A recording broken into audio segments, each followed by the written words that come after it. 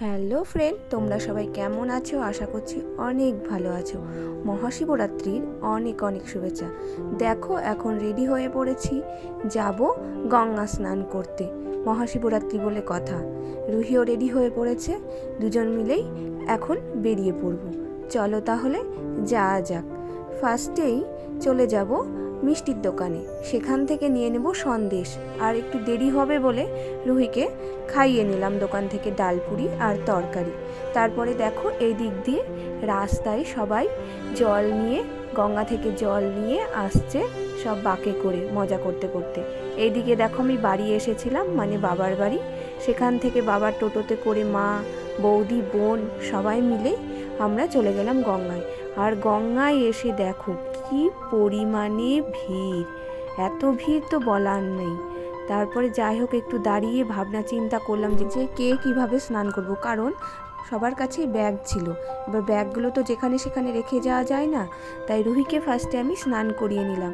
তারপরে রুহির কাছে সমস্ত ব্যাগগুলো রেখে তারপরে আমরা গেলাম স্নান করতে। এখানে রুহি দেখো বলছে আমি নিচে নামবো না, জলে নামবো না। দেখো স্নান টান করে চলে এসেছে রুহি, এখনও যাবে শিবের মাথায় জল ঢালতে।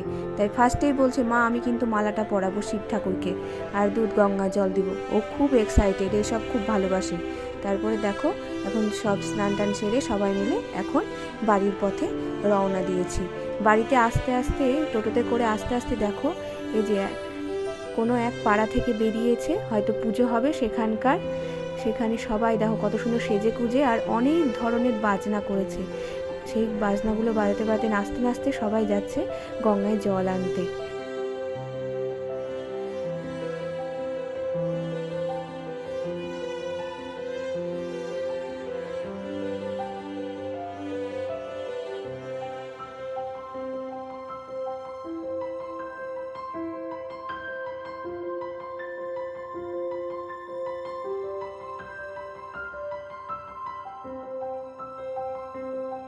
তারপরে বাড়ি এসে দেখো বাড়ির ঠাকুরকে পুজো করে নিলাম।